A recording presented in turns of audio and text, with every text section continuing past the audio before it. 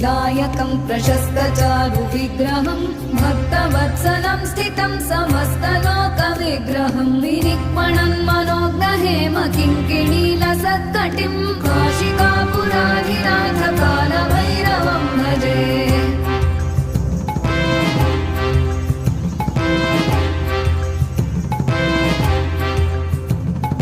धर्मसेतुपालकं त्वधर्ममार्गनाशकं कर्मपाशमोचकं सुशर्मदायकं विभुं स्वर्णवर्णशेषपाशशोभिताङ्गमण्डलं काशिकापुराधिनाथकालभैरवं